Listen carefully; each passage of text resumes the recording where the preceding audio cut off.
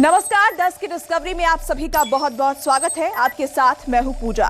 Corona की कोई दवा नहीं है, लेकिन वैक्सीन है। लेकिन ये वैक्सीन भी बर्बाद हो रही है। वैक्सीन कोरोना के कहर से हिंदुस्तान को बचाने वाली ढाल है, पर क्या हम इस ढाल की भी हिफाजत कर पा रहे हैं? 1 मई से हर वो इंसान वैक्सीन लगवा सकेगा जिसकी उम्र 18 साल से ऊपर है। लेकिन कैसे? आज इस डिस्कवरी में आप यही देखने वाले हैं। आज की पहली डिस्कवरी में आप देखेंगे बर्बादी बचेगी तो वैक्सीन लगेगी। आज की दूसरी डिस्कवरी में हम दिखाएंगे दुर्लभ डोज का स्टॉक, कौन हिट कौन फ्लॉप। आज की तीसरी डिस्कवरी में आपको दिखाएंगे कैसे मिलेगा कवच, देखो पूरा सच। तो शुरू करते हैं कोरोना वैक्सीन की दुर्लभ डोज को बचाने वाली और कोरोना को हराने वाली ये डिस्कवरी।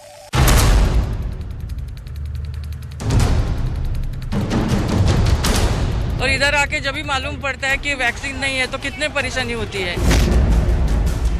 वैक्सीन कल से नहीं है और 2 दिन नहीं आएगी। हर वोटर को वैक्सीन लगेगी, लेकिन बर्बादी कैसे बचेगी?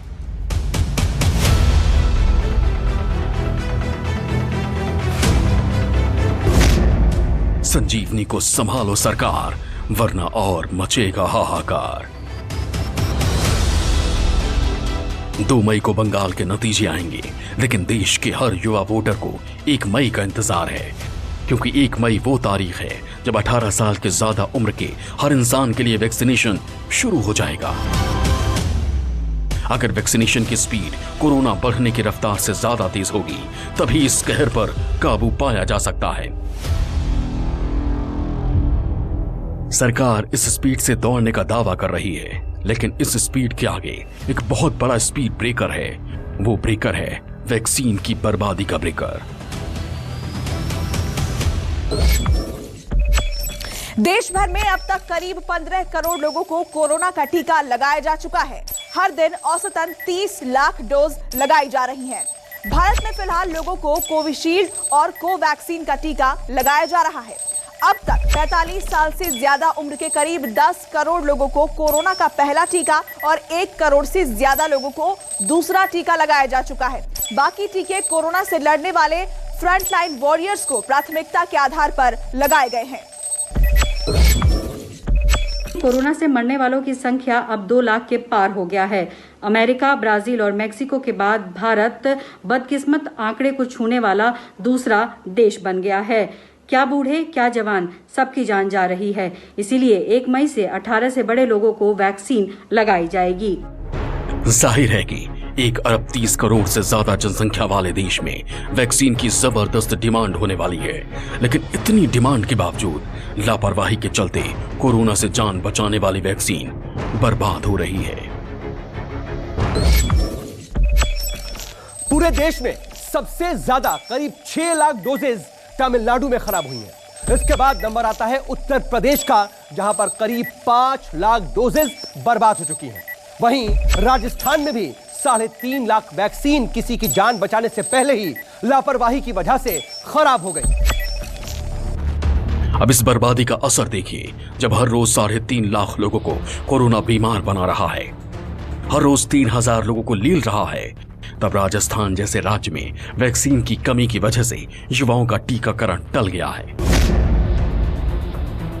राजस्थान सरकार का कहना है कि उनके पास वैक्सीन का पुराना स्टॉक तकरीबन खत्म हो गया है और नया स्टॉक आया नहीं है, इसलिए 15 मई तक वो युवाओं को कोरोना का टीका लगा ही नहीं सकते।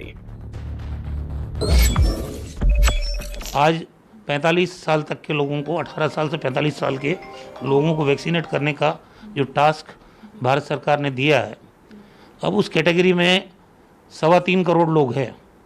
उनकी 2 डोज मान लेते हैं तो ये 6.5 करोड़ हो गया डोजेस, और 6.5 में 10% अगर वेस्टेज भी मान लेते हैं, 7 करोड़ डोजेस की ज़रूरत पड़ेगी स्टेट को।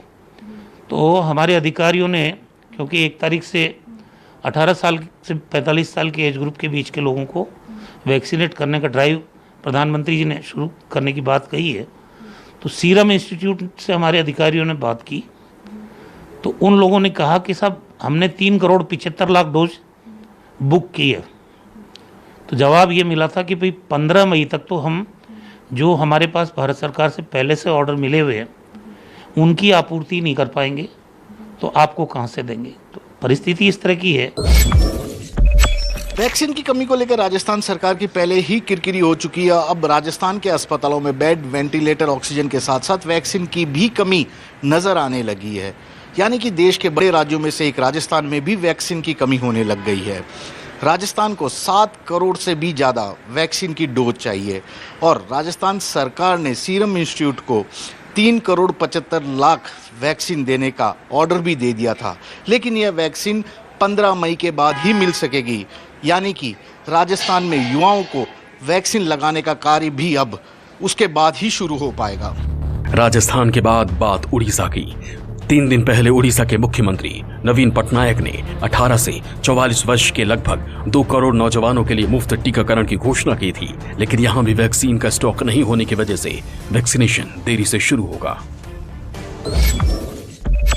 राज्यों में इस वक्त कोविशील्ड वैक्सीन के सिर्फ 1,23,000 डोज ही उपलब्ध हैं, जो कि एक दिन के लिए भी पूरी तरह से पर्याप्त नहीं है। तो सवाल इस बात का होता है कि आखिरकार वैक्सीन गई कहां? क्या दुनिया में सबसे ज्यादा वैक्सीन बनाने वाला देश भी वैक्सीन की कमी से जूझ रहा है, या हम वैक्सीन की बर्बादी का खामियाजा भुगत रहे हैं? आपको वैक्सीन की बर्बादी की वो बदकिस्मत डिस्कवरी दिखाएं, उससे पहले ये देख लीजिए कि अभी देश में कितनी वैक्सीन का स्टॉक है। केंद्र सरकार ने अभी तक राज्यों को 15 करोड़ 65 लाख वैक्सीन मुफ्त में उपलब्ध करवाई है। केंद्र सरकार के मुताबिक अभी तक राज्यों ने कुल 14 करोड़ 64 लाख वैक्सीन डोज का इस्तेमाल किया है।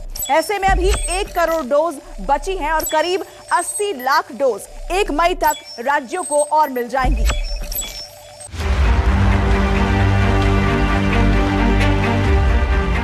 महाराष्ट्र, छत्तीसगढ़, राजस्थान, झारखंड, ओडिशा जैसे कई राज्यों ने वैक्सीन की कमी का मसला उठाया है। कई वैक्सीनेशन सेंटर्स पर तो स्टॉक खत्म होने के बाद वैक्सीनेशन रोकना भी पड़ा। मुंबई का नेस्को वैक्सीनेशन सेंटर वैक्सीन की कमी की वजह से बंद करना पड़ा। मुंबई में 18 और वैक्सीन सेंटर बंद हो गए।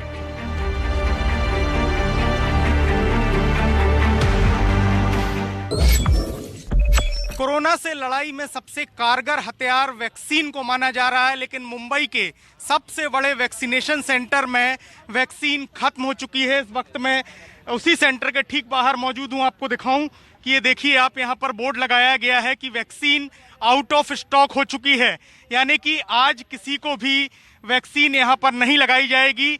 हम कई दिनों से देख रहे हैं कि एक दिन वैक्सीन लगाई जाती तो दूसरे दिन कई सेंटर बंद हो जाते हैं, क्योंकि वैक्सीन की कमी यहां पर देखी जा रही है। और इसी के चलते दूर दराज से जो लोग हैं, खास तौर से जो सीनियर सिटीजन हैं, वो यहाँ पर आ रहे हैं। उन्हें भारी दिक्कतों का सामना करना पड़ा। आप देखिए, यहाँ पर तमाम लोग मौजूद हैं जो कि वैक्सीन लगवाने के लिए पहुंचे थे, लेकिन अब यहाँ पर बताया जा रहा है कि वैक्सीन खत्म हो चुकी है। मैम, आप कहाँ से आई हैं? मैं खार से आई हूँ, लेकिन हम लोग फोन लगाते तो फोन भी नहीं ये लोग उठाते हैं, तो हमको मालूम कैसे पड़ेगा ना। हम घर का काम पूरा करके सुबह निकलते हैं और इधर आके जब भी मालूम पड़ता है कि वैक्सीन नहीं है तो कितने परेशानी होती है। तो क्या बता रहे हैं, अभी कोई जानकारी दे रहे हैं कब तक आएगी वैक्सीन? कोई बोल नहीं रहा है, बोलते हैं आज तो नहीं आने वाला है। ऐसा हर जगह हम 2-3 जगह जाए, उधर सब जगह वैसे ही है। अब आपको दिखाते हैं कि देश में जिस वैक्सीन की इतनी सख्त जरूरत और किल्लत है, उस बेशकीमती संजीवनी की बर्बादी कैसे हो रही है।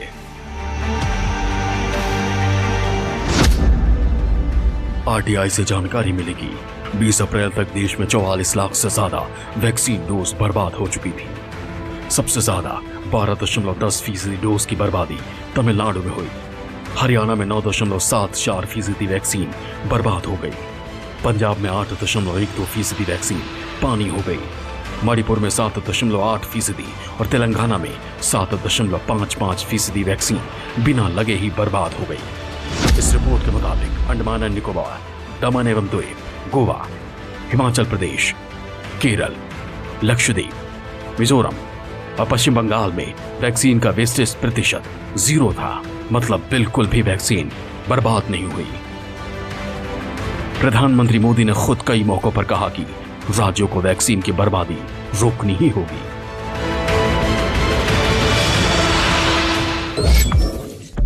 हमें वैक्सीन डोसेज वेस्ट होने की समस्या को बहुत गंभीरता से लेना चाहिए।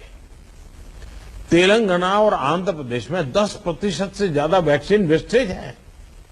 यूपी में भी वैक्सीन वेस्टेज करीब करीब वैसा ही है। वैक्सीन क्यों वेस्टेज हो रही है, इसकी भी राज्यों में समीक्षा होनी चाहिए और मैं मानता हूं हर रोज शाम को इसकी मॉनिटरिंग की व्यवस्था रहनी चाहिए और हमारी सिस्टम को प्रोएक्टिव लोगों को कांटेक्ट करके एक साथ इतने लोग मौजूद रहें ताकि वैक्सीन दे, वैक्सीन वेस्टेज न जाए, इसकी व्यवस्था होनी चाहिए। क्योंकि एक प्रकार से जितना परसेंटेज वेस्टेज होता है हम किसी के अधिकार को बर्बाद कर रहे हैं। हम किसी के अधिकार को बर्बाद करने का हमें हक नहीं है। 19 अप्रैल को स्वास्थ्य मंत्रालय ने वैक्सीन की बर्बादी पर बयान जारी किया और कहा कि भारत सरकार एक क्राइटेरिया के तहत अपने हिस्से से राज्यों और केंद्र शासित प्रदेशों को वैक्सीन देगी। बाद में नीति आयोग ने भी साफ कर दिया कि जो राज्य वैक्सीन की बर्बादी करेंगे उन्हें वैक्सीन की सप्लाई मिलने में भी समस्या हो सकती है। बहुत दुख के साथ उन्होंने जो वैक्सीन की जो वेस्टेज हो रही है उसके अपने ऊपर चिंता और फिक्र जताया है और उन्होंने कहा है कि वैक्सीन की वेस्टेज नहीं होनी चाहिए, इसको मिनिमम तक लेके आइए और इस अमृत जैसी प्रेशियस कमोडिटी को सबसे महत्वपूर्ण आज के दिन में जो चीज़ है वो वैक्सीन है। अपने इंडिविजुअल लेवल पे लिए और देश के लिए इसमें वेस्टेज होना जो है वो बिल्कुल ठीक नहीं है। इसका उन्होंने आदेश दिया है कि वेस्टेज को कम से कम करने के लिए, बहुत ही कम करने के लिए, ना के बराबर करने के लिए व्यवस्था बनाई जाए और सेंटर के लेवल पे इसकी अकाउंटेबिलिटी होनी चाहिए। स्टेट के लेवल पे इसकी रोज इसकी समीक्षा होनी चाहिए और इसका एक उन्होंने ये आदेश हमें दिया है कि सब देश में वैक्सीन की वेस्टेज को बिल्कुल खत्म किया जाए। वैक्सीन की बर्बादी पर दिल्ली और बंबई हाई कोर्ट तक फटकार लगा चुका है। अब समझिए कि वैक्सीन की बर्बादी होती कैसे है। आज के टाइम में अगर हम देखें, हमारे देश की संख्या इतनी ज़्यादा है, ऑलमोस्ट आप लगा लीजिए 138 करोड़। सो इतने लोगों को वैक्सीन लगाने के लिए किसी भी देश को प्रॉब्लम्स होंगी इतना वैक्सीन इकट्ठा करने में। सो इसीलिए आज के टाइम में वैक्सीन की एक एक डोज की महत्वता काफ़ी ज़्यादा है और हम देख सकते हैं कि जिस हिसाब से आज वैक्सीन की थोड़ी सी भी किल्लत होती है तो लोग किस तरीके से इधर उधर भटकना शुरू हो जाते हैं। तो इसीलिए वैक्सीन की बर्बादी तो किसी भी हालात में अच्छी बात नहीं है और ना ही होनी चाहिए। वैक्सीन की बर्बादी होती है वैक्सीन बॉयल खुलने के बाद। एक वैक्सीन के वॉयल में 10 डोज वैक्सीन आती है, यानी कि उससे 10 लोगों को वैक्सीन लगाई जा सकती है। एक बार वॉयल खुलने के 4 घंटे के भीतर ही पूरे डोज लगाना जरूरी है। अगर ऐसा नहीं होता तो वो वैक्सीन बर्बाद हो जाती है। वैक्सीनेशन के शुरुआती दौर में लोग वैक्सीन लगाने से कतरा रहे थे। शुरू में लोग वैक्सीनेशन सेंटर पर पहुंच ही नहीं रहे थे और इसलिए देश भर में 44 लाख डोज बर्बाद हो गए। लेकिन कोरोना का कहर बढ़ने के बाद लोग वैक्सीन सेंटर्स की तरफ दौड़ पड़े हैं। ये भीड़ भी खतरनाक है, इसलिए सरकार ने एक व्यवस्था बनाई है। अब टीका उन्हीं को लगेगा जो पहले उसके लिए रजिस्ट्रेशन कराएंगे।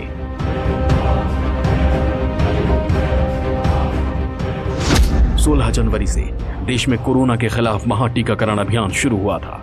पहले 2 चरणों में सीधे अस्पताल में जाकर कोरोना टीके के लिए रजिस्ट्रेशन करा सकते थे, लेकिन अब 18 से 45 साल उम्र वाले लोगों का सीधे अस्पताल में रजिस्ट्रेशन नहीं होगा। तीसरे चरण में टीका लगवाने के लिए कोविन पोर्टल या आरोग्य सेतु ऐप पर जाकर वैक्सीन के लिए रजिस्ट्रेशन करवाना होगा। 45 साल से ज्यादा उम्र वाले लोग 1 मई के बाद सीधे अस्पताल में जाकर रजिस्ट्रेशन करा सकेंगे।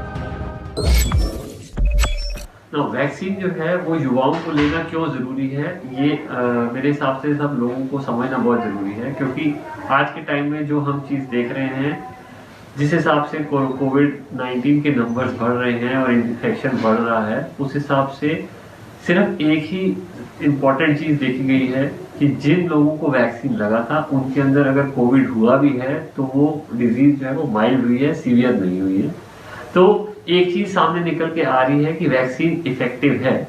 तो इसीलिए जितना हम ज्यादा से ज्यादा लोगों को वैक्सीनेट कर पाएंगे, उतना ये संक्रमण को रोकने का जो तरीका है वो कारगर साबित हो सकता है। तो इसीलिए अब सरकार जो है वो उसने 18 साल से ऊपर सभी लोगों को वैक्सीन लगाने का जो जरिया है वो खोल दिया है। तो हमारे हिसाब से जितना लोग वैक्सीन लगवाने के लिए आगे आएंगे उतना बेहतर है। ज्यादातर राज्यों के पास अभी वैक्सीन स्टॉक इतना नहीं है कि 1 मई को तीसरे चरण के लिए सभी युवाओं को वैक्सीन दी जा सके। ऐसे में एक एक वैक्सीन की हिफाजत जरूरी है। जरूरी है कि वो खराब होने से पहले किसी को कोरोना से कवच दे सके, और ऐसा तभी होगा जब इस जिंदगी देने वाले वैक्सीन की बर्बादी रुकेगी। दस के डिस्कवरी न्यूज़ 24।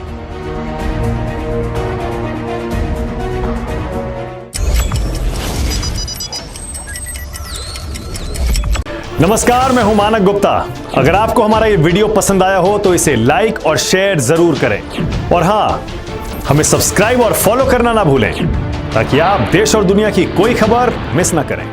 चाहे कोई ब्रेकिंग न्यूज हो या कोरोना वायरस से जुड़ी कोई भी अपडेट, पॉलिटिक्स हो या आपकी जेब से जुड़ी कोई खबर, इलेक्शन की कोई न्यूज हो, कोई कंट्रोवर्सी हो या फिर कोई वायरल वीडियो, सब कुछ मिलेगा न्यूज़ 24 पर। तो जुड़े रहिए हमारे साथ और देखते रहिए न्यूज़ 24।